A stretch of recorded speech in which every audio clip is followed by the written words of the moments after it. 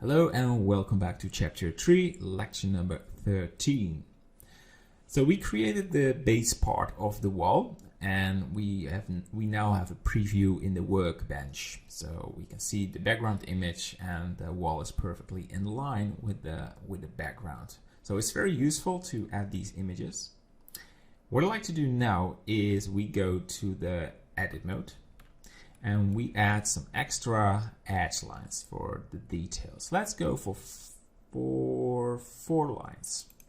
We add some extra over there, 2 more over here, and 2 more over there.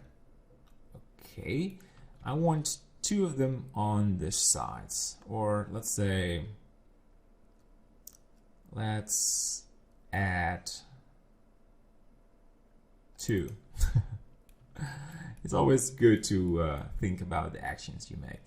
Right, the reason I add these lines is we're going to add some more detail on it to, in the end, get this nice bumpy result. And when we're going to apply our material, this will add this nice rough effect on the medieval wall.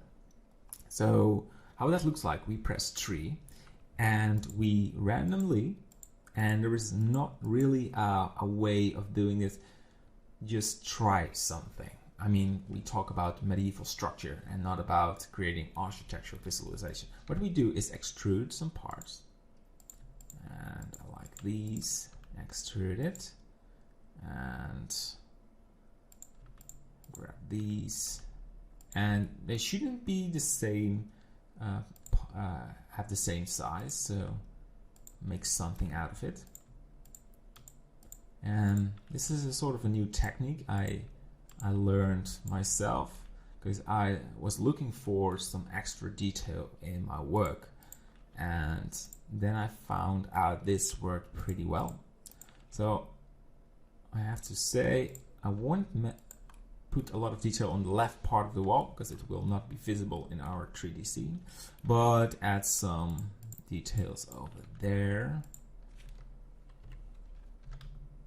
Yes, and we'll add an extra edge line on this side. If I go too quick, just re-watch this video because we need to speed up just a little to keep the engine going. We Control Z. I think I made a little mistake. Let's make you think, what are you doing? Well, I'm extruding it. And it looks a little bit weird, but in the end it will look okay. I promise you.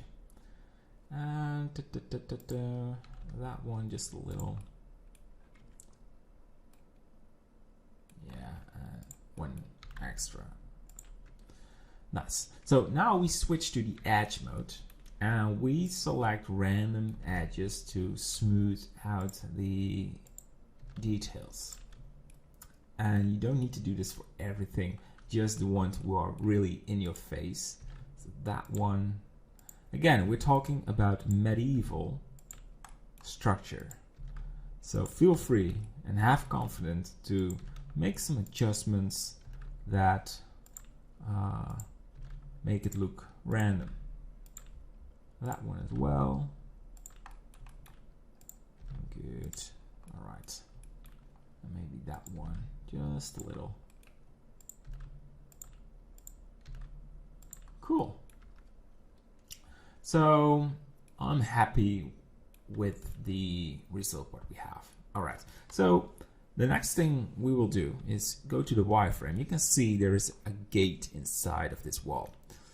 We can create that with a boolean, and to cut a hole we need another object to do that. So we go to add mesh cube.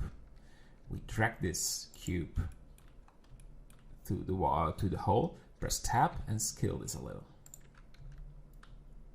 All right, so we go to the vertex mode by pressing 1, and oh, there was some part selected over there. Press Z and press E, SX, and extrude it again.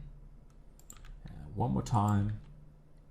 Look at that, beautiful gate. And we can now hide, or yeah, let's hide the background image because it's now a little bit distracting, because we now have all the info from the back plate. We have the hole, GY, to put this in the middle and call this hole. All right, we will do some work on the collection soon, but now we need to focus on the modeling. So we have a hole, Control A, rotation and scale, left click on the wall, Control A, rotation and scale.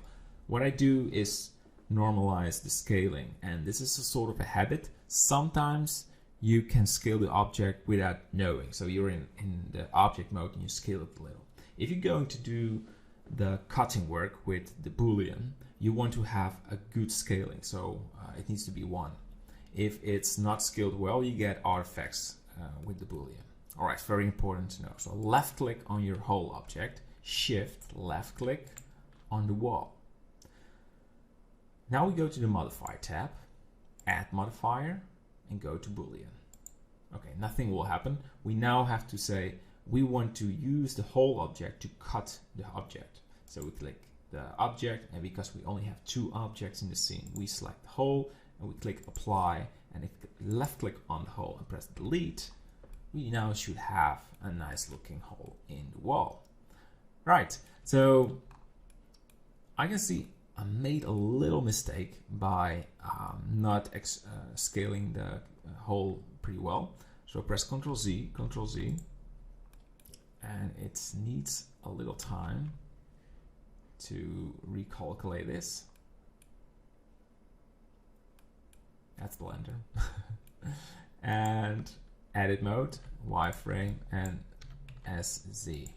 All right, and apply it, and now we delete it, the solid, and now we do not have this face on the ground, what is not necessary for modeling. So go to the render view, and I'm really happy with what we have. We can add the remesh modifier in the next lecture, and that is to optimize the vertices, because if we left click on the wall, press tab, you can see the vertices are a little bit randomly on the wall. And if we want to use a displacement map on this wall, all the vertices need to be set in the right size. So you want sort of perfect looking squares. And the problem with this wall is we have a rectangle shape, you have a sort of a cube size, and there is one big face over there if you go to the face mode. So, and there are smaller ones over there. But if I add the displacement modifier with subdivision surface, it will be a total weird looking object with a lot of artifacts. So we need to remesh it. But that is what we're going to do in the next lecture. All right. I hope it all worked out, and see you there. Bye-bye.